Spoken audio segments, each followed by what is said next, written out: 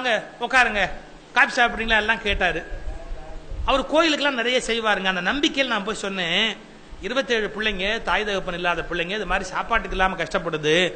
நீங்க இந்த ஒரு மாசத்துக்கு வேண்டிய சாப்பாட்டுக்கு ஏதாவது ஏற்பாடு பண்ணா ரொம்ப உபயோகமா இருக்கும். அதுக்குள்ள நாங்க வேற ஏதாவது ஏற்பாடு பண்ணி அந்த பிள்ளைகளை செட் பண்ணிடுவோம், கொஞ்சம் ஏற்பாடு பண்ணுங்க. அவர் பட்டுன்னு ஒரு வார்த்தை சொன்னார், சார் கோயிலுக்கு எவ்வளவு வேணாலும் என்ன கேளுங்க தர்றேன், சாமி காரியம்னு சொல்லுங்க லட்ச லட்சமா வேணாலும் தர்றேன், அப்பம் பேர் தெரியாத அனாதைகளுக்கெல்லாம் நான் எப்படி தருவேன்? இதெல்லாம் என்ன நினைப்புல பெத்தானோ இதுங்களுக்கு நான் என்ன கொடுக்கறது?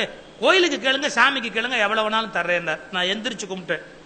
உங்களுக்கு ஒரு விஷயம் தெரியாதுன்னு நினைச்சு இப்ப 2 விஷயமும் தெரியாது. என்ன? நீங்க கொடுத்து கடவுளுக்கு நிறைய போறது இல்ல, அதுவும் தெரியல. நீங்க கொடுக்கலன்னா அந்த பிள்ளைகளுக்கு சோறு கிடைக்க போறது இல்ல, அதுவும் தெரியல. நீங்க கொடுத்து உங்க கையை எதிர்பார்த்து கடவுள் இல்ல, அதுவும் உங்களுக்கு புரியல. கோயிலுக்கு நான் எவ்வளவு வேணாலும் தரேன்றீங்களே, சாமி என்ன சோத்துக்கு இல்லாம உங்க வீட்டுல காத்து கிடக்கிறாரு. உங்களுக்கு கடவுளும் புரியல, மனுஷனும் புரியல, மதமும் புரியல, மனிதமும் புரியல. உங்களுக்கு நான் வந்ததே தப்பு, வணக்கம், இதை ஊரூரா சொல்லுவேன். அதான் உனக்கு நான் செய்யக்கூடிய பரிசு. ஊரூரா பேர் சொல்ல மாட்டேன், நான் உன்னை சொல்லிட்டு தான் போவேன். அவனுக்கு ஒரு புரியலைங்க. அந்த பிள்ளைங்களுக்கு செய்யறது கடவுளுக்கு செய்யறதுன்ற அறிவு ஏங்க இல்ல? உங்களுக்கு தெரியுமா, 300 கோடி ரூபாய் திருப்பதி தேவஸ்தானத்துல பிளாக் ஆயிருக்கு. ஏன் தெரியுமா? எழுதி வச்ச கிறுக்க எப்படி எழுதி இருக்கிறான், இந்த பணம் நேரடியாக வெங்கடாஜலபதிக்கு போக வேண்டியதுன்னா. அவர் என்ன பணத்தை வாங்கி நேரம் திம்பார? நேரடியா வெங்கடாஜலபதிக்கு மட்டுமே போனுமே ஓடிய வேற எதுக்கு போகக்கூடாதுன்ட்டா. இது என்ன பண்றதுன்னு தெரியல. அந்த கோயில் கான்ஸ்டிடியூஷன்ல இந்த பணத்தை வச்சுக்கிட்டு என்ன பண்றதுன்னே தெரியாம அப்படியே டெபாசிட் ஆகிட்டே இருக்கு அது பாட்டுக்கு. வெங்கடாஜலபதி என்னைக்கு 300 கோடி ரூபாய் செக் போட்டு எடுக்க போறாரு? கிறுக்கு பைய சொத்து எழுதும் போது நேர வெங்கடாஜலபதிக்கு பயன்பட வேண்டிய சொத்து எழுதுவான். மனுஷனுக்கு செய்யறதுன்னு சார் கடவுளுக்கு செய்யறது. பல பேர் நினைச்சுக்கிட்டு இருக்கிறான் மனுஷனுக்கு செய்யறதுங்கிறது வேற, கடவுளுக்கு செய்யறதுங்கிறது வேற. ஒரு உதாரணம் சொல்ற பாருங்க. மத்தியானம் மணி 2, வெளியில போயிட்டு வீட்டுக்குள்ள வராரு ஐயா, பெரியவர், 70 வயசு பெரியவர். அவர் சம்சாரம் 65 வயசு, சமையல்லாம் முடிச்சுட்டு அப்பதான் வந்து கூடத்துல உட்காந்துருக்கு அந்த அம்மா. அது கொஞ்சம் பருத்த சரீரம். நம்ம ஊர் பெண்களுக்கே ஒரு பழக்கம் உண்டு, கல்யாணம் ஆகிற வரைக்கும் தான் ஒல்லியா இருக்கணும். அப்புறம் திருவாரூர் தேர் அழகுதான். இதை நான் சொல்லப்படாது, இருந்தாலும் சொல்றேன், மன்னிச்சுங்க. அந்த அம்மா உட்கார்ந்தா எந்திரிக்கிறதுக்கு 1 மணி நேரம் ஆகும், எந்திரிச்சா உட்காரத்துக்கு 1.5 மணி நேரம் ஆகும். ஒரு கிரேன் வச்சுதான் தூக்கணும். அது அப்பதான் வந்து கூடத்துல உட்கார்ந்தது மூசு மூசுன்னு. இவர் வெளியே போயிட்டு உள்ள வந்தவர் சட்டையை கட்டி மாட்டிட்டு சொல்றாரு, இந்தா ஏய், இதெல்லாம் நம்ம ஊர் பழைய ஆள்லாம் அப்படிதான் கூப்பிடா, ஏய் எந்திரி எந்திரி, மச மசன்னு உட்கார்ந்து இருக்கிற, எந்திரி, ஒரு எலுமிச்சம்பழம் ஜூஸ் கொண்டா அப்படின்னு. அந்த அம்மா இந்தா வாரேங்குது, எந்திரிக்க முடியல. சில்லுன்னு கொண்டா, அதுக்காக ஃப்ரிட்ஜ் தண்ணியை ஊத்திராது, கொஞ்சம் உப்பு போடு, அள்ளி கொட்டிவிடாது, லேசா சக்கரை போடு, அதுக்காக போடாமே விட்டுறாது. 100 கண்டிஷன் எலுமிச்சம்பழம் ஜூஸுக்கு இது வரைக்கும் எவனுமே சொன்னதில்லை. இவ்வளவு ஒரு எலுமிச்சம்பழம் ஜூஸுக்கு சொல்லிக்கிட்டு இருக்கிறாரு அவரு. அந்த அம்மா இந்தா வாரேன், இந்த எந்திரிக்க முடியாம திணறுதுங்க. 12 வயசு பேத்தி, அது அங்கேருந்து ஓடியாந்தது. பாட்டி தோலை தொட்டு உட்காரு, தாத்தா எலுமிச்சம்பழம் ஜூஸ் தானே கேட்டாரு, நான் தர்றேன். இவ்வளவு நேரம் நான் சொன்ன எல்லாத்தையும் நம்புவீங்க, இதை மட்டும் நம்ப மாட்டீங்க. எந்த பேத்தியாவது பாட்டிக்கு உதவுறதாவது அப்படின்னு நீங்க எல்லாம் நினைப்பீங்க. ஒரு உதாரணம் தானே, அதுல கூட உதவாட்டி அப்புறம் வேற எங்க தான் உதவுறது, அதுக்காக தான் உதாரணத்தை சொல்லிட்டு இருக்கிறேன். பேத்தி அங்கேருந்து வந்தது, பாட்டி உட்காரு, நான் தரேன் எலுமிச்சம்பழம் ஜூஸ்.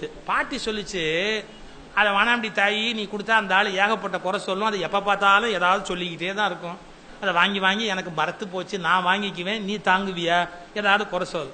பேத்தி சொன்னா பாரு, உங்ககிட்ட மட்டும்தான் அது அப்படி வாலாட்டும்,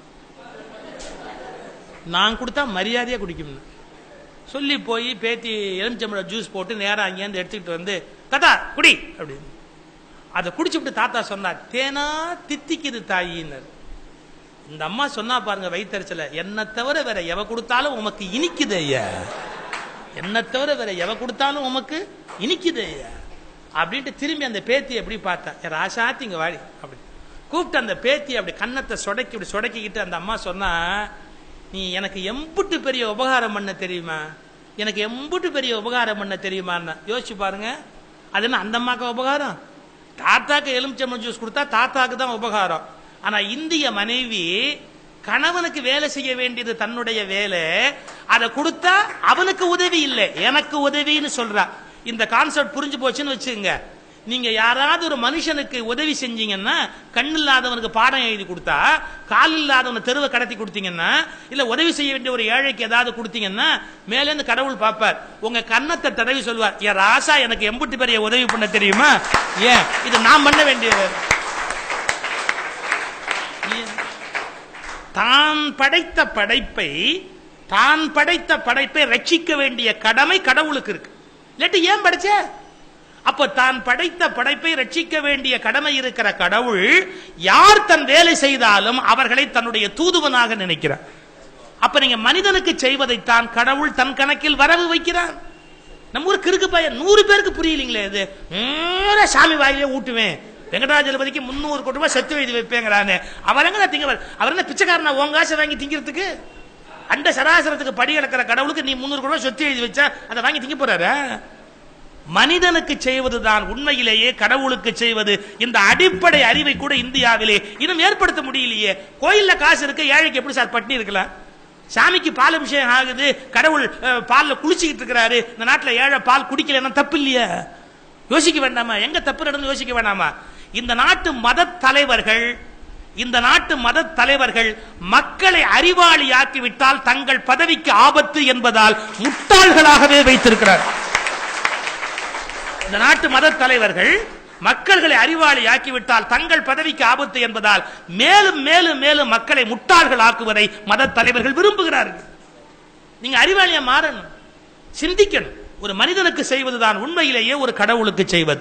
மனித நேயம் கடவுள் விரும்புவது, அதான் உண்மையான அர்ச்சனை, உண்மையான வாழ்வியல் முறை.